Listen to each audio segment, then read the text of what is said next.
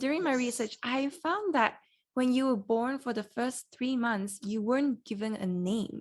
Was it because you were born as a female? That's correct, my lady. Hello, everyone. My name is Nnenna. I come from the internet. Yes, I was born on a Wednesday morning in the month of March in the middle of 1970. I came out as a girl. I'm still a girl. I'm still a she till today. But where I was born in the eastern part of Nigeria in those early 70s, many people culturally did not consider the girl as a full human being. Many people still do not.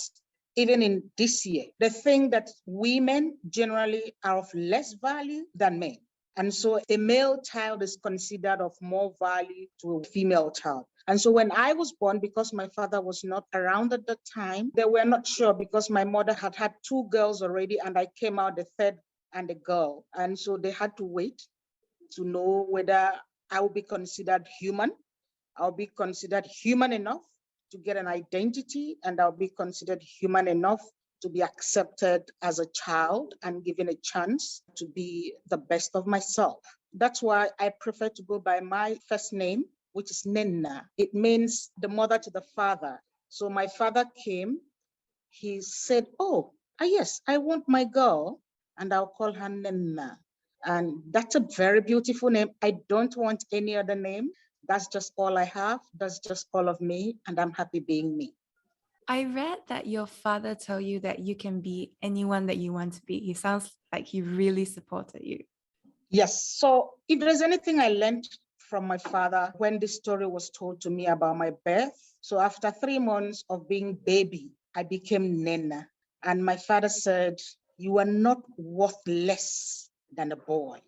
And anyone who is listening to this, if there is any message I want to give you, if there is anything you need for your own self, you are enough. For being who you are, being human is enough. And so being myself is enough. I don't need to be anyone else. I don't need to be another gender. I don't need to be another nationality. I don't need to be anybody else apart from myself. So the first great lesson that my father gave me in giving me that name is that I'm equal to any other person anywhere on earth. So my being human is all that I need to be and is enough, satisfactorily enough. The other thing I've learned from my father is to be the best of myself. So when you accept who you are, it is easier to work on yourself, not because you want to be in competition with any other person, with any other gender, with any other race, or with any other nationality, but because you want to be the best of yourself. And so I learned to be myself, the very best of myself. The other thing I learned is that when finally they got around to accepting that I could be a human being, they're like, well, she's a woman. She will probably end up in the kitchen making food for her husband and making food and making kids. And my parents said, no, you could be more than that. You could actually go further and realize your own dreams. And I'm like, heck yeah. My father said, I am going to send you to a high school where they send gifted children, people who have high IQs. So I went to the very best of high schools. It was a girls only school. And so when you get to a girls only school, you play soccer, you do races. I picked javelin. I love soccer. I did everything that everybody could do. I didn't have those limits set to me. And that helped me. Education, as Mandela said, is still the very most influential tool. Individual, a nation, I can invest in education, still go to school, I still learn new things. I'll keep learning because education is very important. You say that you're Nnenna and I come from the internet. What's the story behind that? I'm originally born in Nigeria. Nigeria is the most populous country in Africa and the place where you have the most Black people in the world.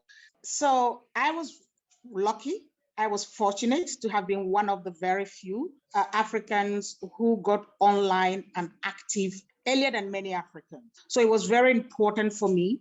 I brought the things I've learned from my father. Once again, to be useful, to be the best of myself, to educate myself.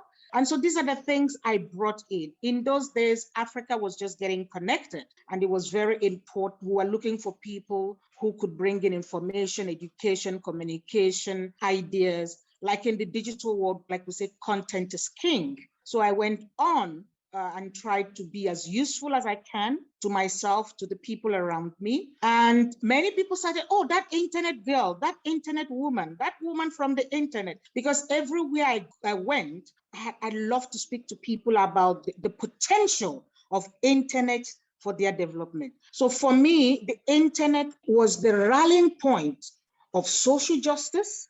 It is the rallying point for identity. It is the rallying point for education. It is the rallying point for human rights. So it only became natural that I love to be from the internet, because the internet personifies the kind of person I am and want to be. I want to go back to what you said earlier about how it was a place for you to find your identity, social justice. I mean, do you remember what it was like first discovering the internet and how you were using it? Because I remember when I first used it, I was writing your own little thing, even though you don't know if anyone's ever going to read it or anyone cares. But it's a way to connect with people from all over the world, even though you might never meet them again. So was that the same for you? Was that how you realized very quickly of the huge potential, even though it was just really early days?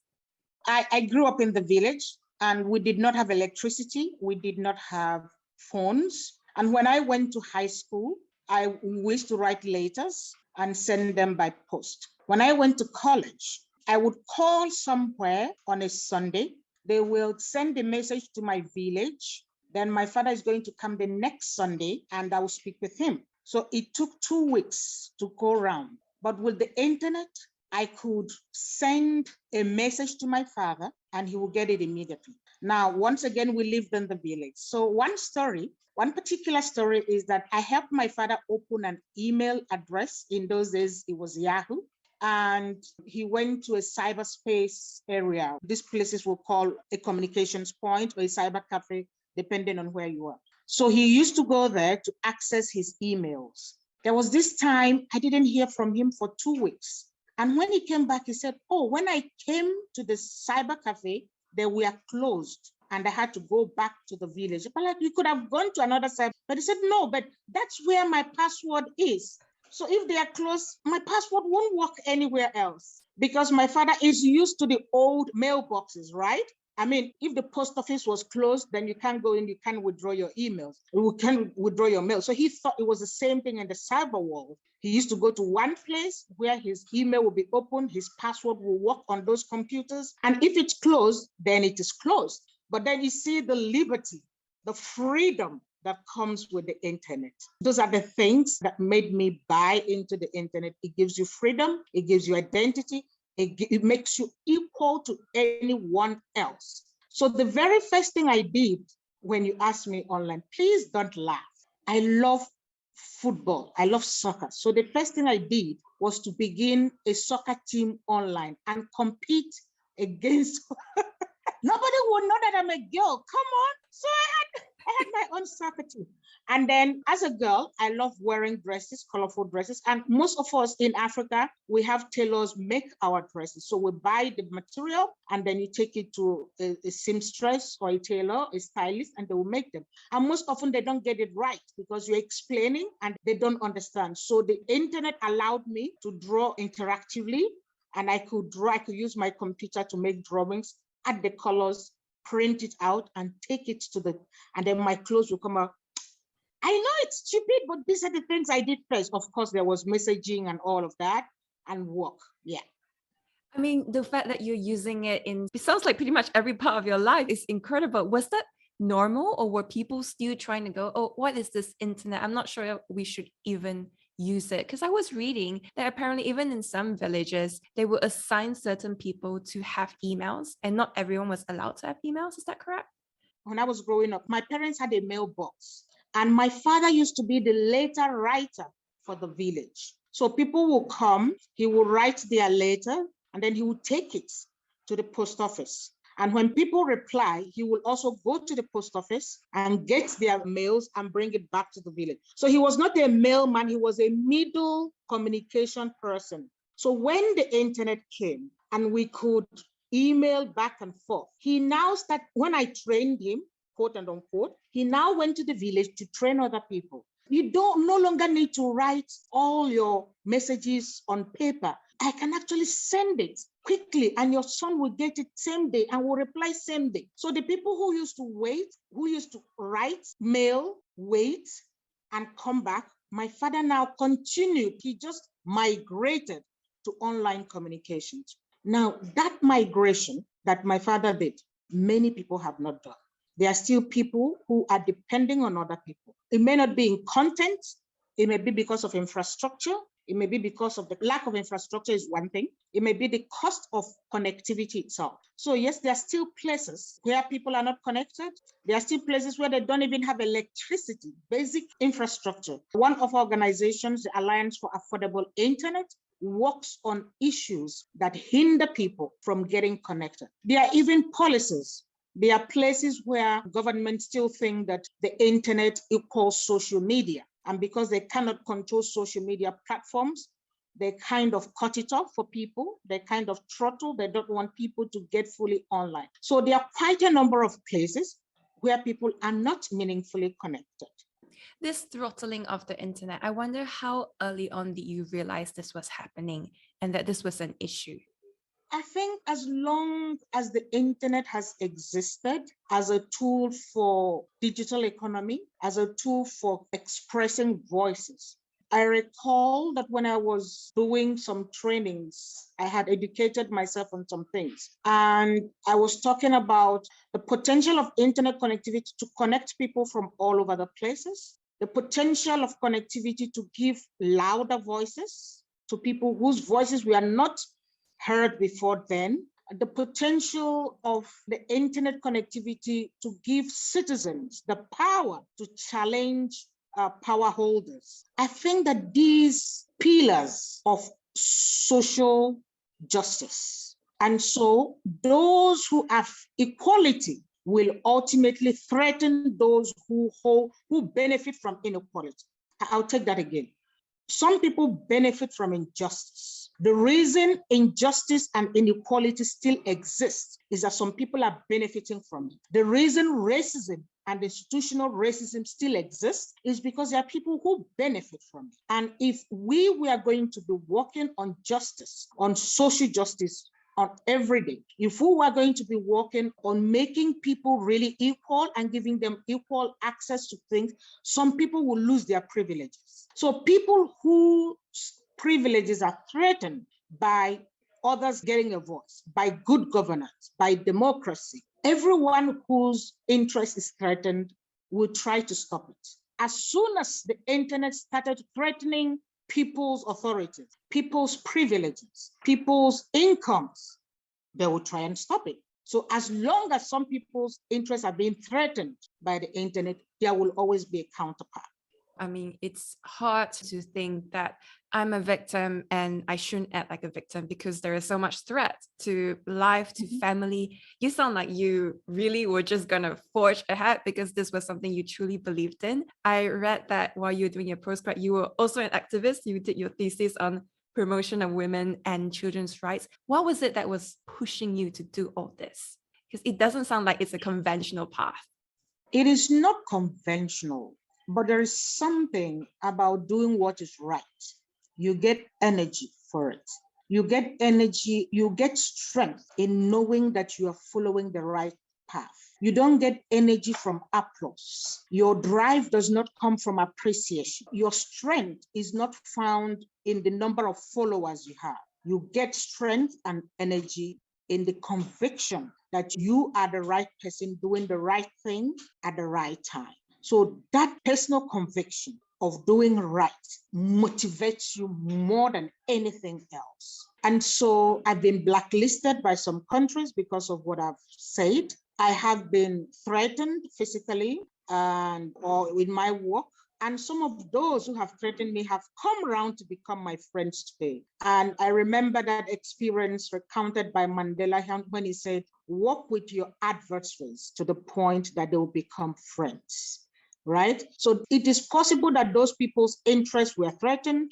It is possible that it's just difference in opinion. It is possible that they just did not agree with me. Difference in opinion is not necessarily wrong. So we also continue to discuss, we continue to collaborate, and by, either they convince me or I convince them, or we just agree to disagree and we forge ahead. But we only have one humanity.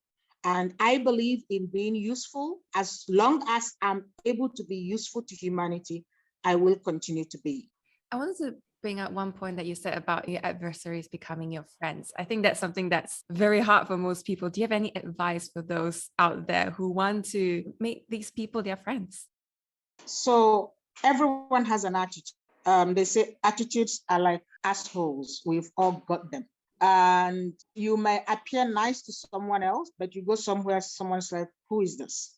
Now, I think that in most cases, being Christian has been helpful to me. The very first article of the Declaration of Human Rights says that all humans are born free and equal in rights and in dignity. If we accept that, then when you see someone, you would respect that person. Being human is enough for someone to be respected. So my way of dealing with people is to give them respect. It's their due. They don't need to merit it. Being human is enough for people to be respected. Then after respect comes interest. Human beings need interest or value. I don't know, whatever you want to call it. So when I'm dealing with someone, I want to be useful to that person. I want to be positively influential in that person's life. The thing I actually do is to put something called counting my days. I ask myself, if I'm meeting this person today and I don't have the opportunity to meet this person again in life, how do I use the time that I have with that person? Interfaces with development. And they said, oh, Nnenna, would you like to co-author? I'm like, yes. So I noticed that the book, I think it's 2012 or thereabout, I don't remember the date, but I noticed it was being sponsored by the Web Foundation. I'm like, I now remember Web Foundation, World Wide Web, something like that. I remember. So I wrote that book. I still have a copy. But then in 2012, in 2012, I am in Stockholm. And they were planning the 25th anniversary of the World Wide Web. Of course, I went there. It's my passion. I want to be useful. And the CEO was consulting people about what their vision of the World Wide Web is. Like, hey, I want to be part of that consultation. I'm offering, I'm volunteering. And I gave all the crazy ideas about what the web should be, how the web is. I'm like, okay, we would like to talk to you. So they came to talk to me. Now that happened in Europe, in Stockholm. And then I went somewhere in South Africa, and the CEO comes to see me and says, hey, you know what? We're trying to hire one person. Do you know that person? I said, of course I know. Anyone working in the internet industry in Africa, I know, because I've been around. What do you think? I told them what I think. And then they called me back again. I left South Africa. That was in Cape Town, if I recall. Work with you on what? Oh, we're looking for a policy person. I'm like, okay. Do you have a terms of reference? You have a job description. Given the work you do, given all of the studying that you have, how about you help us draft a terms of reference for the policy person? Like, okay, will that be all? I'll help you do that. They said, oh, sure. And so I put together what I thought would be a good policy person for a foundation. And they interviewed me. And then I traveled some months after that. Now I'm in Durban in South Africa. I was teaching on the internet. There's something called Internet Governance School. So I was teaching internet governance to other people. They called me and they're like, you know what? We've hired someone else, but we still want you to come work with us. I'm like, what is this organization looking for? So I was invited to be part of a family. And then I put two and two together. Oh, so Web Foundation is Tim Berners-Lee. It is HTML. It is all the things I did 10, 15 years ago. It came together for me. So I'm Nnenna from the internet. I'm paid to do what I love. I wake up in the morning. I can work 20 hours for Web Foundation. I can work 25 hours if that was possible, because it's me, it's what I do, it's what I love, and I'm being given the opportunity. Can you imagine? How can I not be happy? For those who don't know, what does the World Wide Web Foundation do? What is their mission? One word or two: for everyone. The World Wide Web for everyone. if you forget every other thing that the Web Foundation does, it is to ensure that everyone can access the web, can use the web, can contribute to the web, and can benefit from it. So as a foundation, for the past 12 years, we've been working to ensure that everyone gets connected. We've been working to ensure that when you get connected, you are safe and secure online. We've been working that everyone who gets online will be able to utilize it to its full potential. We encourage and we work so that everyone would benefit from it. And it is important, as the vision of the web is, that you also contribute to it. Finally, it is also important that you be a responsible web citizen.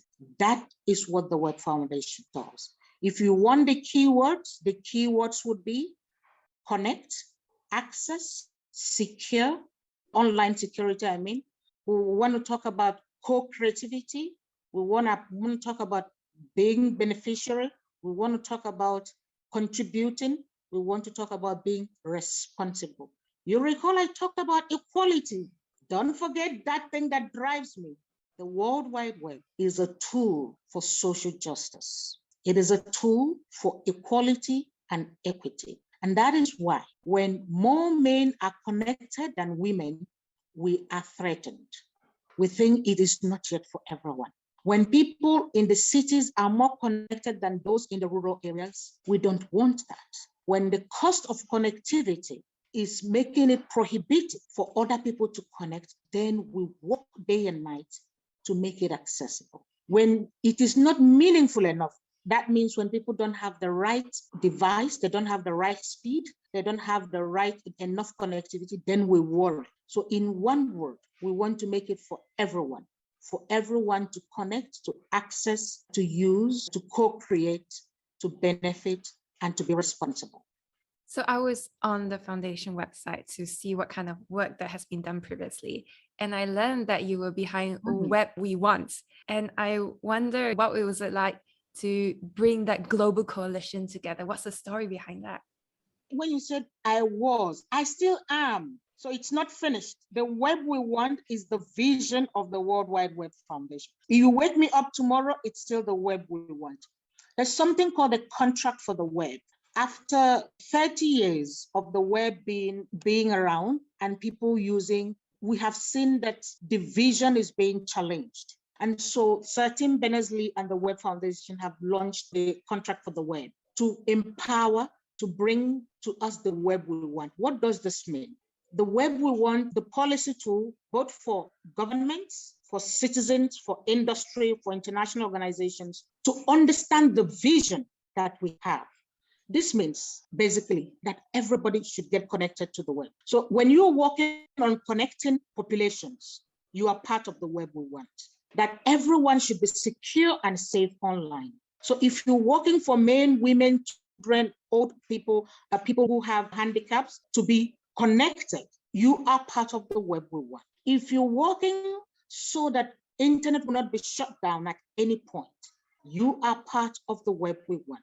If you're working to defend human rights on the web, you are part of the web we want. If you're working to ensure that men and women are equally connected, rural and urban and equally connected, that is the web we want. When you work to ensure that our data is respected, that our privacy is secure, that is the web we want. Now, there is misbehavior online. Everyone is talking about fake news and disinformation. When you work to reduce disinformation, that is responsibility of every web user. So we want people to be responsible. When you as a blogger, when you as a citizen, when you as an individual user, you are engaged in being a responsible citizen online, that is the web we want. So I'm not done with the web we want. We are not done with it. In fact, we are moving into something called digital cooperation, because we now realize the countries alone, industry alone, and civil society and users or academia are not enough. We need a global kind of control. When you wake me up every morning, I'm going to tell you that I believe that the access to the World Wide Web and the internet should be a human right. But it hasn't come to that at the UN, but we are moving towards that. So the UN, we work with the UN Secretary General, we work with the Internet Governance Forum Secretariat, we work with the Office of the UN Tech Envoy, we work with them in something called Digital Cooperation, because we know for the past 2 years that we've been living under the pandemic. Pause for an instant. Ask yourself, what will humanity have become if we did not have internet connection in the past 2 years? Where would we be as humanity on this pandemic if we did not have internet connection, if the web did not exist? That's the reason why we should all work for the web we want. There were some stories that came up as I was researching what we want. I wonder if you could talk about it. There's one that I found, which was 2014 in Brazil. They passed the world's first Internet Bill of Rights, or Mark of Civil. And it sounds like there was fierce opposition from the telecom companies as well, who wanted to charge higher rates for access to content that needs higher bandwidth. What's the story behind that? And how did the foundation step in to help them? It's a long story, but it's the story of Dilma Rousseff. It is the story of myself. It is the story of Vincent. It's the story of millions of other people who felt that the internet is no longer just a thing for commerce and for industry. It is for everyone. When the whole world realized that we needed to begin to work together as a world, Brazil took the lead and said, we are going to adopt a law. The law is called Marco Civil. It's Marco Civil da Internet. So it is a civil law that grants rights to their citizens, that ensures that the rights of the citizens offline will be maintained online. And so it was in 2014, in April 2014. You know why I remember? Because it was the same year that Brazil was hosting the World Cup. And so we went early because I wanted to enjoy the country and then come back for the World Cup. But we did negotiate a text. The conference was called Net Mundial. We did negotiate a text that stood out in principles. There is a final text of Net Mundial. Anybody can find it online. But there is also the spirit of Net Mundial. The spirit of Net Mundial, I don't know, that's a religious way of putting things. It is called multi-stakeholder policymaking. What this means is every stakeholder is part of the negotiation.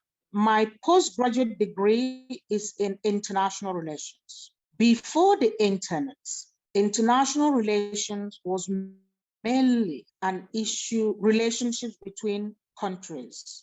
But with the internet, which was not started by countries, we now have other entities that also weigh a lot. They weigh politically, they weigh economically. Today, the power of Facebook, the power of Google, Amazon, TikTok, these can be countries of themselves, and they hold and wield power. And so multi-stakeholder policy engagement means that users, civil society, academia, technical society, the UN, intergovernmental organizations, multilateral organizations, and industry or companies and UN member states or countries as governments come together, sit together, discuss together, and adopt together. Because the very nature of the World Wide Web, the very nature of the internet is distributed,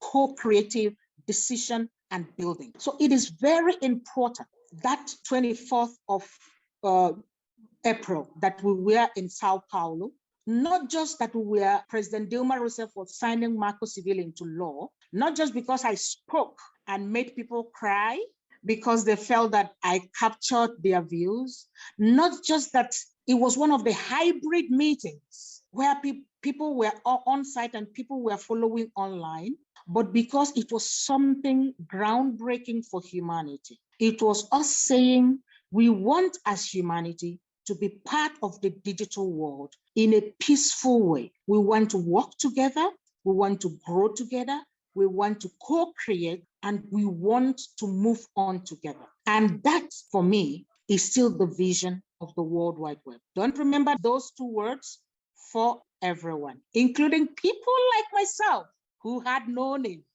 for everyone, including me. Do you feel like the foundation's mission has advanced over time? I mean, now the fact that they are personal data leaks, there's a huge uproar. They are being held accountable. You have the whistleblowers at Facebook. Do you feel that we are edging much closer to that vision of the internet being for everyone? There's something great about the vision. The more people share it, the greater it grows. So the vision of the web, we can talk about the legacy vision, the fundamental vision. When Tim Berners-Lee published the protocol for everyone to be able to use HTML to connect, his wildest dream was that maybe 10,000, 15,000, maybe at the most 100,000 people would get online. But what do we have today? The vision has grown. It has grown beyond the founding fathers of the internet. It has grown beyond the founding father of the World Wide Web. It is growing by the day. There is an article that I remember it. It says the internet is a fad. It will soon go away. No, it has not gone away. And so when we teach at the Internet School of Governance, we remind our students that the internet you knew 30 years ago is not the internet of 10 years ago, and it's not the internet of today. So while we are speaking about thematics today, while we are speaking about different challenges today, you can be sure that in the next 10 years, we will have new challenges. So as long as we are creative human beings, the vision will keep growing. But please, let's keep the basics for everyone. We could make 10, 15, 30, 100 principles, but as human beings, we keep it basic for everyone. So everyone can access, can utilize, can co-create, can benefit in a safe and secure and responsible manner. That is still the vision. We've not got there yet. We cannot hide the fact that there is fake news, disinformation, the cyber terrorism, the cyber crime. They exist, the dark web, all of that do exist. But we are also counting on all of us. It is for everyone to build and for everyone to defend. Well, Nnenna, thank you so much for this wonderful interview. I'd love to wrap up with the questions I ask all of my guests. The first one is this. All right. Do you feel like you have found your why? Oh, come on, girl. Nnenna from the internet, this is who I am. This is who I want to be. This is who I will be. This is me, and I'm happy being me. This is a definite yes, final answer. What kind of legacy do you want to leave behind? Connectivity and integrity. Those are the two words. I'd like people to get connected and better themselves. I like people to get connected and have a voice. I like people to get connected and make a living for themselves. I like people to get connected and learn and be the best of themselves. I like people to get connected so they can sell and buy. I like people to get connected so they can tell their own stories. I like people to get connected so they can travel the world connected. I like people to get connected so they can be part of the humanity of 7-8 billion. I like people to get connected so they can meet other people and know how wonderful it is to be alive and be part of a connected world. And I like people to meet people. I like to have more people be like myself, happy and Christian. And what do you think are the most important qualities of a successful person? Happiness. Happiness, being happy with yourself, being happy to be happy. Gratitude, I think it's something that I see in successful people. I don't know how anyone who's miserable can be successful. Those two don't go together. So happiness for me is the metrics for success. It's not something you quantify with money. It is not something you store up in a bank. It's not something someone can give you. So it begins with accepting who you are, being the best of who you are. And if you see happy people, they may not have the best of conditions, but they make the very best of what they have. And happy people, for me, are successful people. And that's why I don't make New Year resolutions for myself. My resolutions are already made. I'm Christian and I'm happy. If you go to my online platforms, that's what you will see there. And where can people go to find out more about what you're doing, connect with you, reach out to you, support your work? Where do they go? I am on Twitter with Nnenna. That's Nnenna, Nenna. That's all. That's my Twitter account. I'm on Facebook, Nnenna75. It's a verified Facebook account. I'm also Nnenna75 on LinkedIn. I have a bit of online presence on Instagram. I'm not buoyant enough to be on TikTok. I'm sorry, but I do some videos and with my organization. And please go to webfoundation.org to learn more about what we do. And if you want to tweet at us, please use the hashtag WebWeWant. If you're doing something, if you see something that is worth noting, hashtag WebWeWant. And please remember, it is for everyone. If you're listening to this, if you're watching this, if you're connected, it means people are working. Do your part. Be responsible. Hashtag WebWeWant.